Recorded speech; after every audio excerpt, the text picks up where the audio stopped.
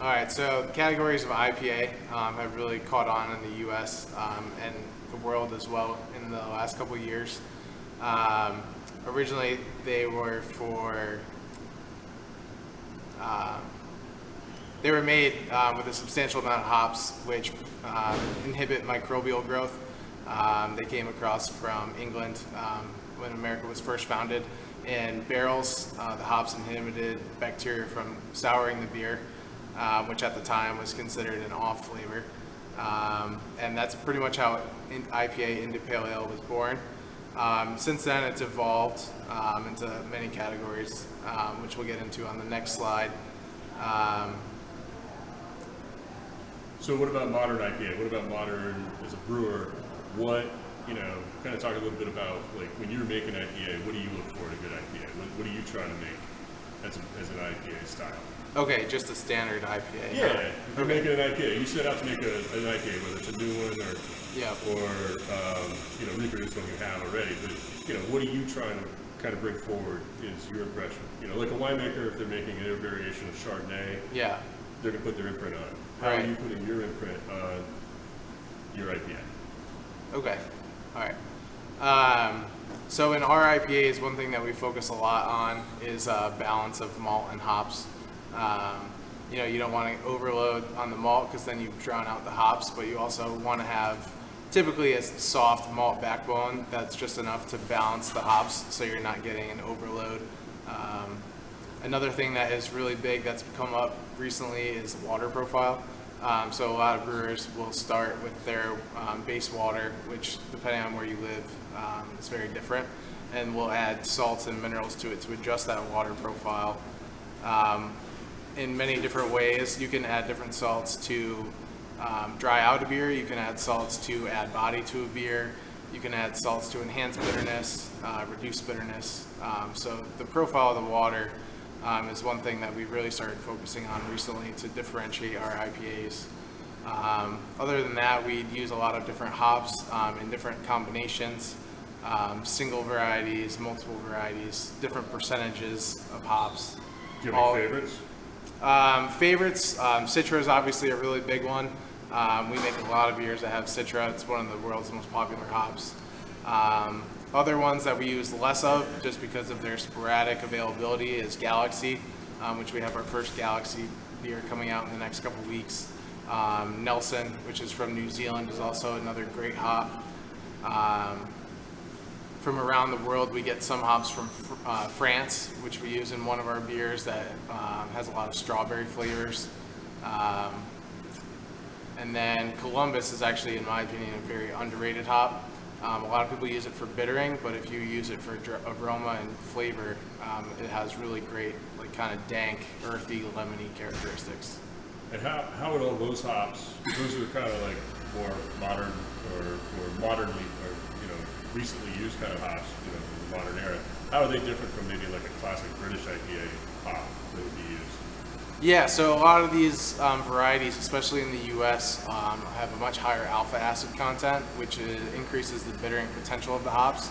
A lot of the more traditional German and English hops have a lower content of the alpha acid, so in order to get the same amount of bitterness, you'd have to use more hops. They're going to be a lot more earthy in flavor from the United Kingdom and Germany.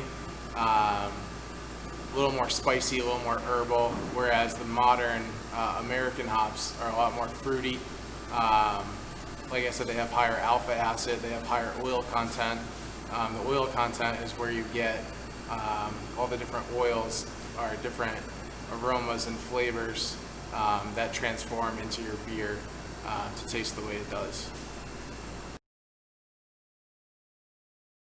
All right, so New England IPAs have really exploded in the last 5 or so years, probably maybe even 7. One of the big first ones that might not even be considered a New England IPA anymore is Heady Topper from the Alchemist in Vermont. They really started the trend of the beer that doesn't have to be clear. It's not an imperfection for the beer to have a haze to it. And by today's standards, if you pour a Heady Topper next to, say, a no filter, the Heady Topper might have a slight haze, but it's nothing compared to what you're seeing today. It's still a great beer. It's one of my favorite beers. But that's kind of what started the trend. And from there, it's just kind of been like everyone's trying to outdo each other. How many hops can you cram into it? How juicy can you make a beer? How much aroma can you pack into the beer? All those kinds of things. So the differentiator for IPA to New England IPA is a standard IPA. You're going to have a lot more bitterness. It's going to have a drier, more sharp finish. It's going to be a little bit more crisp. Less residual sugar left in the beer. All those things come together to make the beer a little bit more sharp. And in New England IPA, you're going for the exact opposite. So we use almost no hops in the boil, which make the bitterness of the beer. Instead, we're adding an abundance of hops, hundreds of pounds of hops actually, into the fermenter, where you're not extracting the bitterness from the alpha acids, because it has to be over 180 degrees for that to happen. But instead, we're extracting all of the different oils, which there's over 10 different oils, all which have a unique chemical compound and create different, like all of them have a unique aroma and flavor profile. So that's why all these different hops have different oils and different flavors and aromas. Another big thing with New England IPAs is a thing called biotransformation. There are certain yeasts that will actually eat these oils that are in the hops and essentially create different oils out of them. So there's one oil, a big one called geraniol, which when the yeast metabolize geraniol, they create linalool, which is not naturally found in hops. So in order to get that flavor compound, you have to add the hops during fermentation. The yeast metabolize one oil and create another, which is something that has actually just started being researched very heavily in the last couple of years. And there's pretty much evolving research on that, like almost every 6 months to a year, on which yeasts and which hops are the most efficient to use for that process. Another big thing on the New England IPAs is the haze. Obviously, you have some beers that are going to be clear, and then you have all the way to so turbid. It looks like orange juice is a big thing that you'll hear a lot of the time. The haze is a byproduct of a bunch of different things. Depending on what the brewer is using for ingredients, you can have a beer that has very high protein content from the malt. You can have a beer that has a natural haze created by the yeast.